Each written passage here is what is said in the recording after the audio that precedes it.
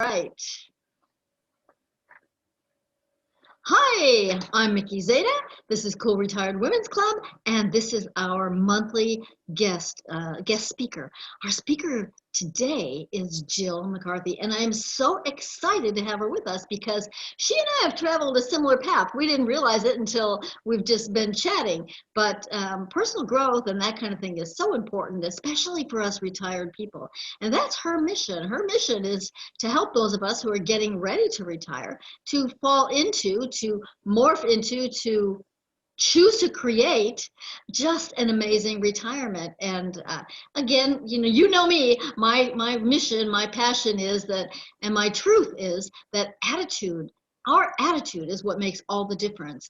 And if we have a bad attitude, if we have a victim mentality where I say move into a condo in victimhood, that's not a good place to be, especially in retirement, and especially right now when we don't have the interaction, the real life interaction that we women crave. So anyway, I'm going to introduce Jill. She is a teacher. She was a teacher for 25 years, and she still is. She may have retired from teaching, but she is still a teacher. She embraced personal development, and she went down a different path than I in that area. She went into kinesthetics, which I've learned about that, and I'm anxious to talk to her some about that. Oh, here's Lindy. Let me add her. Okay, go there, mouse. All right, good, good, good. So Lindy's visiting with us. She's here. Hi, there you are. Hey, Linda, nice to see you. Hey, Nikki. Hey, Hoping Jill. you were gonna show up. That's great. You always do. You are so reliable. Well, thanks. I Jill, try. I had to hustle around. well, I appreciate it. I know we're a little earlier than usual, and a lot of people out west said they'd watch us recorded. We are recording right now, so I am going to introduce you to Jill. Jill, say hi to Lindy. Hi, Lindy. Hello, Jill. Glad you're online here with us. Oh, it's a great way to start my morning. It's exciting. So Jill, as I was saying, was a teacher for 25 years, and she still is a teacher. She embraced personal growth in her path, and she went toward kinesthetics, which I have experience with a chiropractor. I love it. I think it's amazing. I didn't believe that it really worked, but it does. So I want to talk some about that. And also, Jill was into brain dominance, which I think that's a pretty fascinating topic too. She focused on self-esteem, self-worth, attachment wounds, and emotional trauma. And raise your hand if you've never had any of that. My hand's way down. I think every single one of us have experienced those things somewhere along the path, somewhere along our lives. So now Jill is a kinesthetic coach for almost retired women, and many of us in this group are already retired, but lots of us are not. So I know that whether you're retired or whether you're not, Jill has a lot to offer. I'm so excited to have you here, Jill. Thank you for joining us. Oh, Mickey, thanks so much for inviting me, and it's fun to watch your group grow and to share our common interests. So thank you. Thank you. I appreciate it. And yes, it is fun to watch the group grow. I totally believe in the law of attraction, and that's what's happening in this group. Women come in, and if they don't fit, they don't last. No. They either take themselves out or I take them out if they're there to promote their politics or their business or whatever. It's just a great group, and I appreciate you being a member. Thank you very much. You. I commented on the scene behind you. I'm just going to tell our people who are watching live and people who are watching recorded that Jill created that. She is an artist. My goodness, there's so much that you do. I think it's great. So you like to work with women who are getting ready to retire. Right. And there are a lot of us who I've been retired 3 years, but I'm still learning to navigate through who am I now? What does this mean to my life? Where am I going? Am I done? Am I done? Well, no, I'm not. I'm not ready to be out to pasture. I'm not ready to sit in a rocking chair. those of us who are in retirement age now are not like our grandparents and our great grandparents. Thank you, God. We are still contributing. We're being so active. And you are too. So tell me a little bit about what do you see as the biggest block to women living in a fulfilling retirement? What do you think's going on there?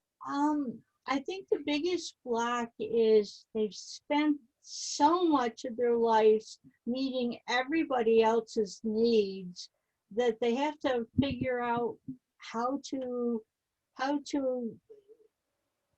focus on their needs. They've probably even forgotten they had needs or dreams or desires.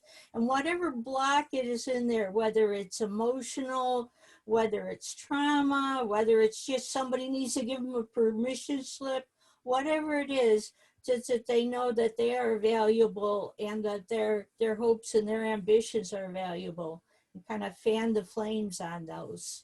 Do you think a lot of that is conditioning? I happen to think that, especially those of us, I'm 70, those of us in this baby boomer age group, yes, 60s came along, yes, Gloria Steinem and women's rights and women's lib and all that, but still the conditioning that we got, especially as little girls, that, this is our role, we take care of everybody else, make sure everything's good, and I'm the oldest of 9 kids. So I was really conditioned to make sure everybody else was taken care of, that it was my job to kind of keep everybody together. My mom was sick a lot, and that fell to me. That's my conditioning.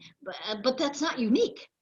No, no. What I found is sort of a generational thing happens. If we boomers, our parents grew up during the wartime, whether they were old enough to go in it or at least been around it, and everything was in a survival mode. They weren't allowed the luxury of their emotions. And then when we got to be grown-ups, we finally said, hooray, we made it to the top, we're the grown-ups now. Then all of a sudden the world learned that the kids were important.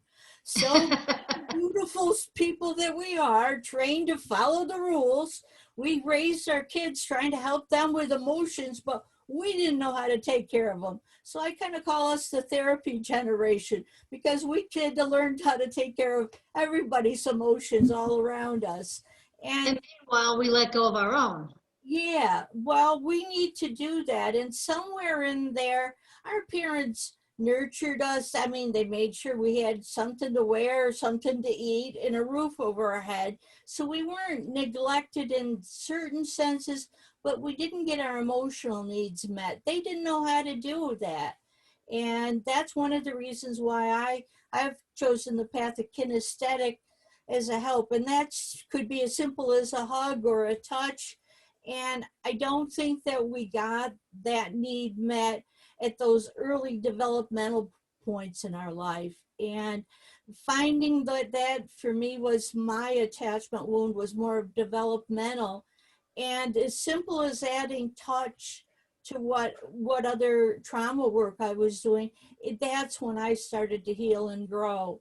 And if I can help somebody else, cut 10 or 20 years off of their therapy time to help them, I've from my teaching, I know a lot of kinesiology and some different things. And I found out it's just simply in the way that I teach. I have them touch, I have them do a lot of hands-on. And I had one woman at a retreat, she just threw up her hands in the air and says, I wish they taught like this when I was in school. She obviously had learning difficulties, and she just needed somebody who understood that part of her. And being a grown-up, they've had a family, they've had a career, so you don't have to teach them everything. You just need to fill in the little cracks that they didn't get. Well, and I agree with you that touch and hugs, mine was not a hugging family. Neither was mine. And in fact, growing up, I rarely remember my parents even saying, I love you. I knew they loved me, Right. but the words didn't come until I was an adult. Amazingly, I have a brother, my youngest brother, as I said, I'm the oldest of 9. My youngest brother committed suicide when he was 21. Wow. And that's what shocked my dad.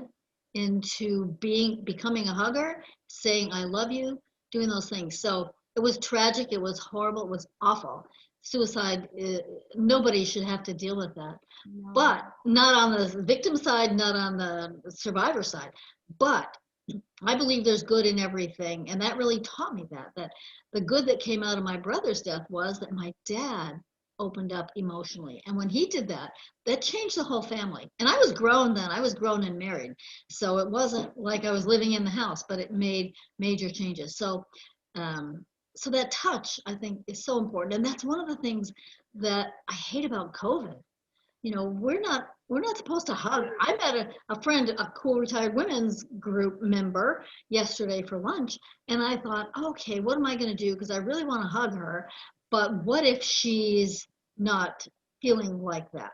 Well, she walked in and gave me the biggest hug, and I said, I feel so good. I know I've been careful. I know she's been careful. I wasn't worried about getting COVID from having a hug. But what do you think about that? What do you think about how people are afraid of each other? They're afraid to touch right now. Well, I think of my mom who's 94 and is in a nursing home. And the last time I hugged her was leap year day on February 29th. And I can see normally the retirement home, the senior citizens home, make sure that they get a lot of stimulation and help them get their nails polished, their hair done, whatever. And now I've seen her decline without the communications, without the touch, and it's just sad. It goes against everything in psychology, is you need that intervention. And so the hug, it makes me ache not to have it. And I think of me as an adult, and this is my mom. What about a spouse where one was in the nursing home and one is not? How they must be aching and hurting. And they're both at the same elderly age. And so what do you do there? It affects mental health, and it's sad. Yeah, it is. So kinesiology, what I learned with that is like muscle testing. But Uh, does kinesiology include just touch? Just well, like is Reiki? Is that considered kinesiology? That's different. That's transfer of energy. Reiki would probably help, but not only, you think about it, your skin is your largest organ. So as much as I love touch, just somebody stroke your arm or give you a hug, how about when we were kids and we were walking? I don't know about it. You wouldn't be in a mall, but if you were to run your hands along the staircase or along the texture on the wall, what would your parents have said? Get your hands off of that, right? You learn so much by touching that it brings that extra information to your brain and creates more neural pathways. And little kids' books these days, you'll see them where they've got like a little raised plastic with ribbing on it. You'll see, obviously, little kids put everything in their mouth, but if you look at the little kids' stuff these days, there's little raised bumps, there's different kinds of silky on material. All of that information is going into your memory banks and gives you pools of things to work from. And I dare an older woman our age to go next time we're able to get into a mall. Take your time and touch the wall. Allow that stimulation to come in. And some of us, we found out, could even be HSPs, highly sensitive people. We're especially wired to get more and more stimulation, and that'll actually help you in the Alzheimer or dementia. Like, the more stimulation you get. I was gathering information for my Pinterest last night, and a lot of things were for Alzheimer prevention was sensory stimulation activities. So it can be, get those senses in, use your eyes, your ears, your touch, all of them, not just don't limit it. That makes perfect sense. That makes perfect sense. I hadn't really put it together quite that way, but our brain is not uh, just one focus. You know, it all matters. It all Well, comes together. when we were in kids in school, the teacher might have been at the front and did a lot of talking. Well, what happens if you were not a good auditory learner, that you didn't catch that information? Again, if you're an HSP, it takes you longer to process things. She's on to the next sentence and you're still processing her last What one. you heard.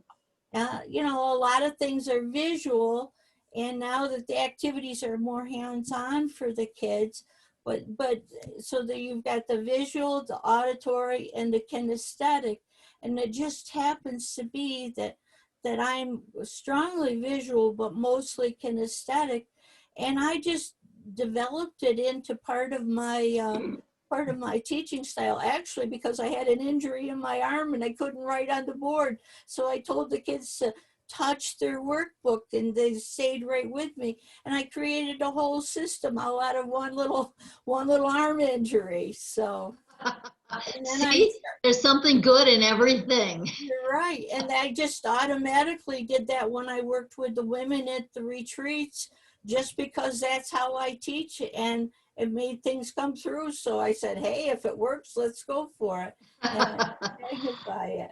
I think it's great, and I'm so excited that uh, teaching school has come to realize that not all kids learn the same way. And I think that's huge. That is so important because I would get lost in school. I'm not when I hear things, like you said, it takes forever. It takes a while. I'm not as quick to gather what they say. Now, if I read it or if it's something I can touch, then it's going to sink in. It's going to lodge in there. But excuse me. So tell me, you like to work with women who are in the process of leaving their identity in their jobs, in their professions, and moving into retirement, who they are. You call that, is that what you call personal legacy, finding your personal legacy? Well, I look as first of all, the first part of that, you talk about transitioning. I help second graders come in very dependent, and I help them to be very independent. So I've taken a lot of people over that transition bridge. I legacy I'm thinking about is um, the place that we've touched in this world, that somehow the world's a little different because we passed by. And, you know, sometimes you think about legacy, you could leave your family money, or you can talk about your kids being your mark on the world. But I like to go deeper. I want to go into what's on your heart to do, what really feeds you. You know, people, I work with a lot of people of faith, and you know, maybe they've got a calling. I feel that my working with women is a calling. I was a very quiet person, and I all of a sudden had this job of being in front of a group of women teaching them for a retreat. That doesn't sound like something that I would have volunteered for, and yet it was the perfect thing to do.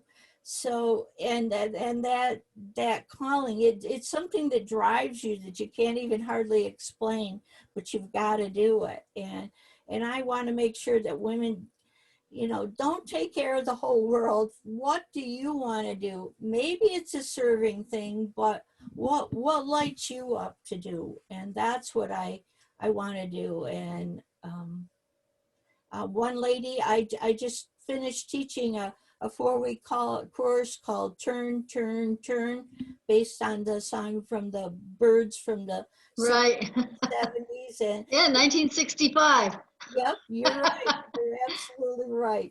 And it was, you know, that talks about the different seasons in your life. And you've spent. I asked this group that I was teaching. I said, what percentage of your life have you taken care of everybody else's needs?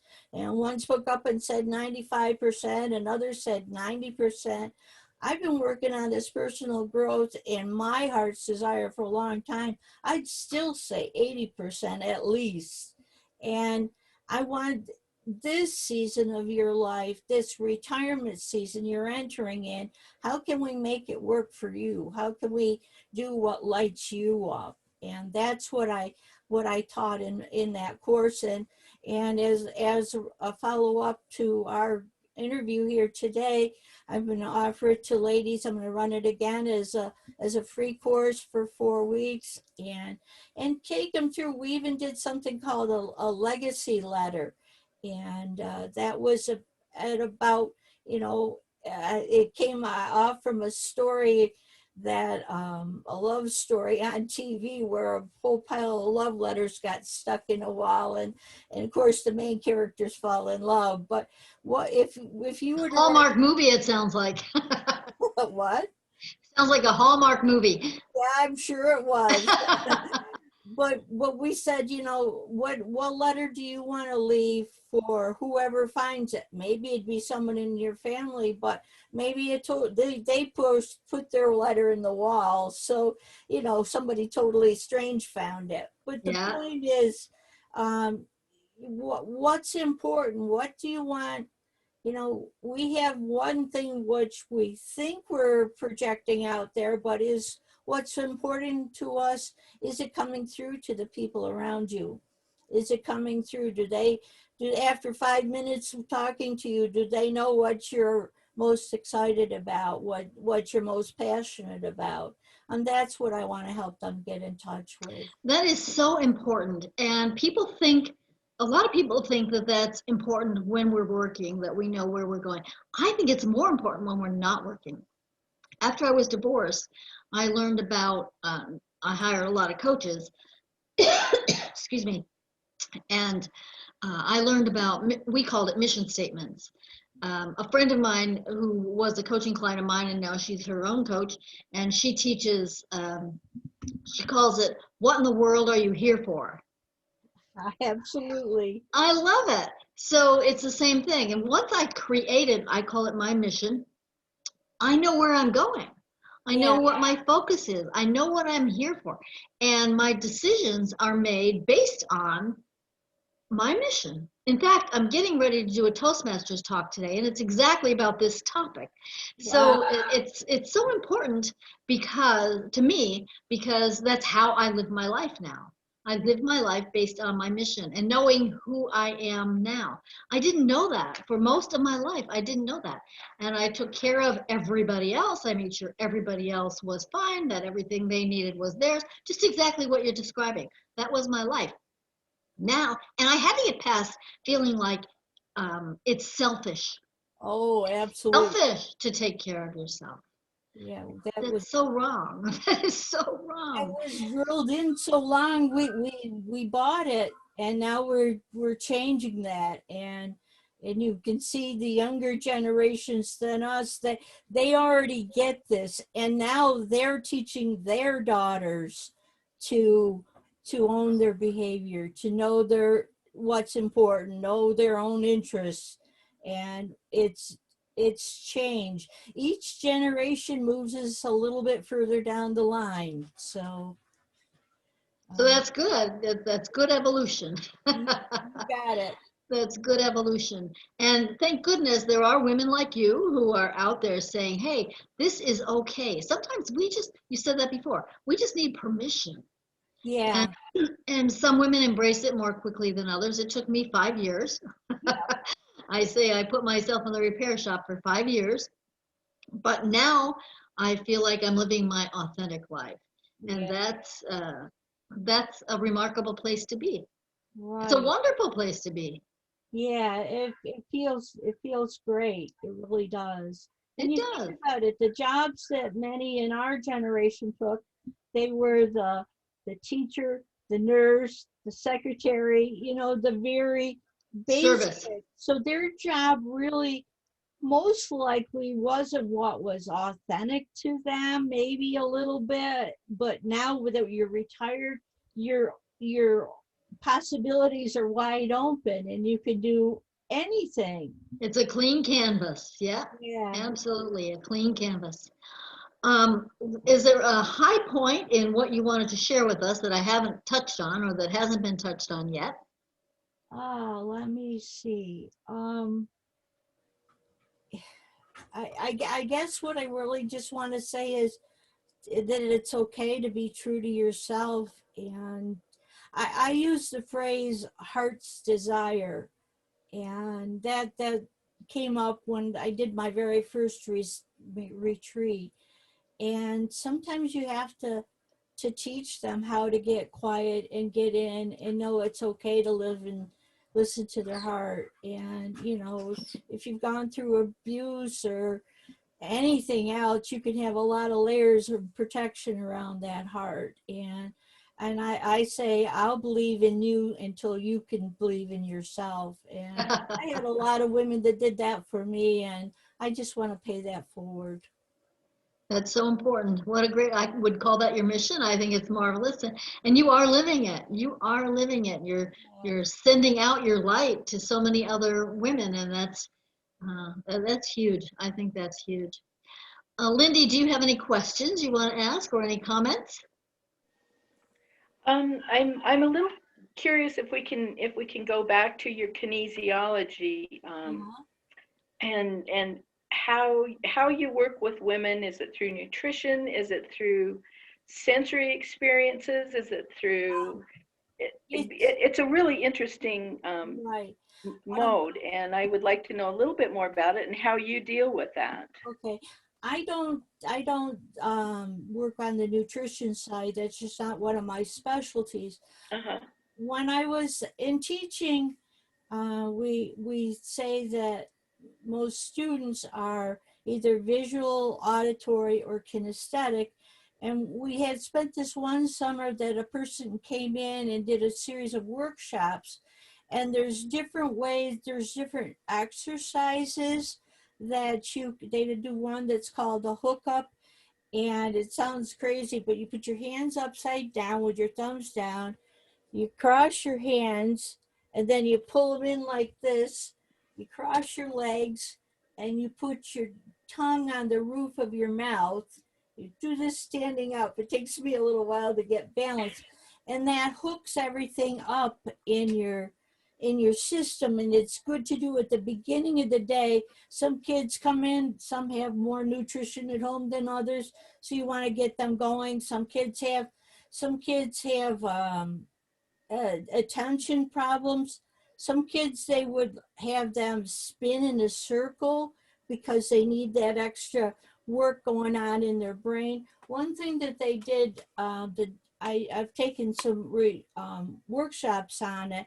They brought in a whole cooler full of water that day. And what they did is at the very beginning of the day, they had a doll there. It was a special doll that had wiring through it into the hands and through the doll. And we got in a circle and we held on to the dolls, whoever had the doll, and then the rest of us around the circle. And there was a light bulb in this doll. And at the beginning of the day, it barely even flickered. All day long, they pushed water. Now, water would help with the flow of electricity and things. The end of the day, after they pushed water all day long, that light bulb and that doll lit up. And it was just like, it was so obvious that you couldn't deny that having enough hydration helped the brain cells to communicate and flow the message better. And what I did, like I said, I had an injury in my arm and I couldn't write on the chalkboard.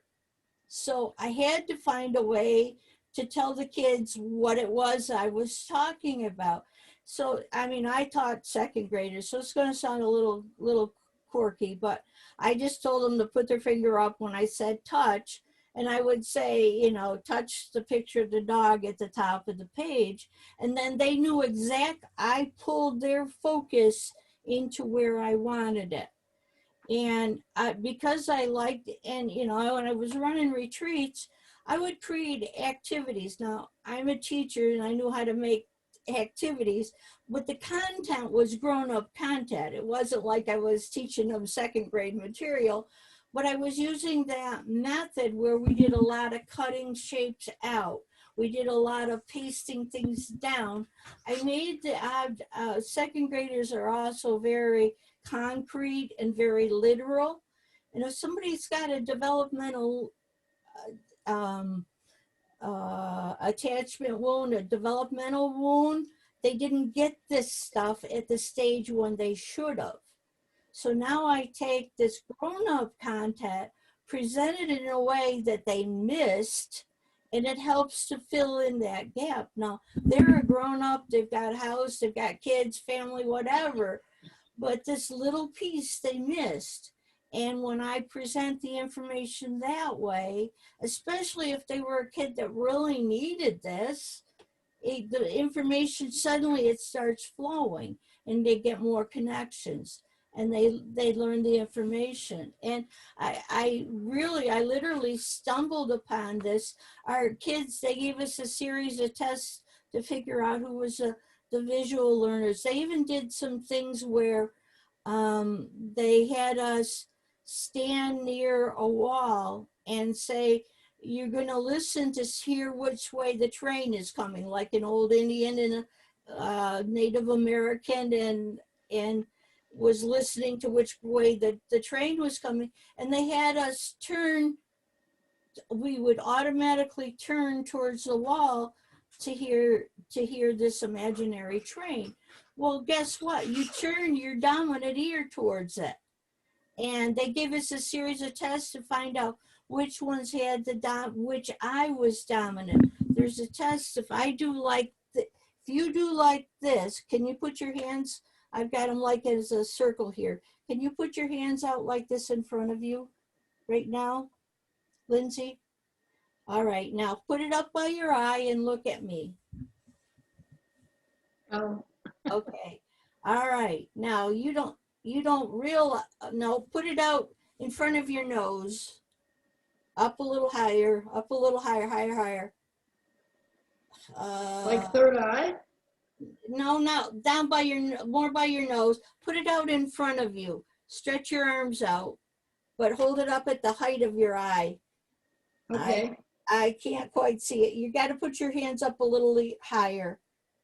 Mickey. Okay, it looks like Mickey's dominant eye is her left eye. Yeah, I would say that's true. Okay. It's a little hard. We're not in person here to get the right angles to see it, but you will automatically, even though you're looking through with both eyes, it'll go over your dominant eye. And you can also say, like, stand there, pretend you're going to kick the ball, and you'll automatically go with your dominant foot. And the summer after I took that course, I did all of that testing the first week of school with my kids.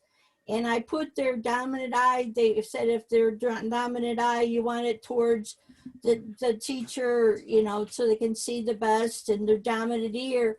And it was really funny because when I asked math questions, one side of the room raised their hand. When I asked reading questions, the other side. Because different parts of your brain do different. It was hysterical. I called in another teacher to check it. But, I get absolutely fascinated about brain science and learning all of that stuff. And I just incorporated what I know. I helped one lady, I was coaching one-on-one. I used these things to help her regain memory that she had lost through trauma. Oh. And doing some of those kinesthetic and those tactile things. She had a young baby. She was helping that young baby learn the developmental skills that otherwise she wouldn't have had. So I kind of hit two people at once. So how does that translate to in kinesiology? I always just think of muscle testing. And I've had that. I didn't believe that it worked, but I have a chiropractor that I go to in Florida, and he uses it like crazy to decide which supplements to suggest for me and a lot of things. And I'm like, that doesn't really work. And lo and behold, it did. So I went out to the car and got my husband to come inside to see. But what you're talking about as far as brain dominance and the tactile stuff, is that what muscle testing? Does that all Muscle blend testing is together? a piece of it, and I think the more experienced you are at muscle testing, the more information you can gather from it. A lot of different modalities that I've checked into do use muscle testing of some form or another. I think that's just one piece. Me, it's more everything I do. I have a kinesthetic spin, and I didn't even realize that I had it. And I do artwork. I do a lot of tactile things. I make them three-dimensional. I get my hands in there. Sounds funny, but when my husband has computer trouble, I'll have to say, I think through my fingers, let my fingers touch the keyboard, and then I can tell you what you need to do. It, to me, it's a way that I'm wired, that I have had enough training to tap into, and sometimes it incidentally helps who I'm working with, because it's a good way to fill in a gap that they may not realize they have. Linda, that was a great question. Thanks. Anything Great else? answers. Great Yeah. answers. Yeah. Yeah. Anything else you're wondering about? Does kinesiology connect with learners who are, I had a son, I have a son who's a spatial learner as opposed to a linear learner? He probably would help with it. Kinesiology, just to help you with clarify the term. That's a series of exercises to engage the brain and the body. Mhm. Okay. Kinesthetic is has to do with the touch. Okay. Linear means that they kind of learn in a very clear, consistent path. We had a principal who was a former physics teacher. Everything was very methodical to him. But spatial, I haven't heard that particular term. 3D learner, hands-on learner, I would tend to think it's something along that line. I think some kids have very good spatial reasoning. I don't know if you remember, we used to have these Iowa basic skills tests when we were little kids, and spatial reasoning was one thing. And they tend to think that boys' heads are wired that way, but nowadays girls' heads can do it too. Spatial reasoning has to do, guys, boys tend to think from one side of their brain or the other. Girls tend on both because they're talking to each other. And with spatial reasoning, my brother is a draftsman, which is they flip pictures every which way to get all of the detail. So if somebody was very good at spatial reasoning, they can flip pictures in their head and still not get it. My husband's a contractor.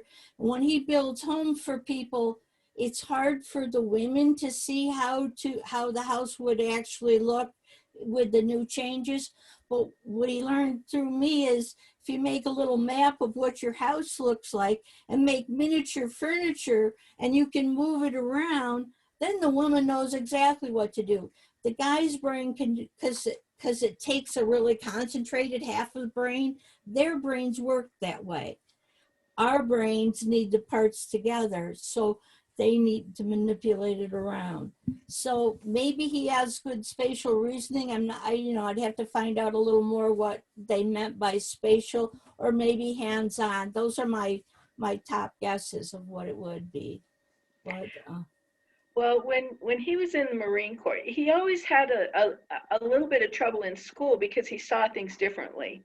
yeah, And when it came to in the Marine Corps and he was training, particularly in electronics, he could see the end result, but he didn't always take the Marine Corps way to get there.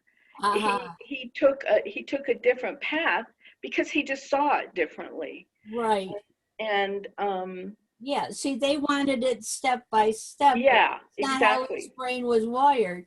And he's probably very creative out of the box. He probably was a good problem solver when they had a case nobody wasn't in the logbook on how to do it. And He's always been a good problem solver. Yeah. yeah. See, so that's one of the things is my personal belief towards women or anybody is their uniqueness. And, you know, each one of us was built different because each one of us, I believe, is here for a different purpose. We'll be exactly right for what is our purpose.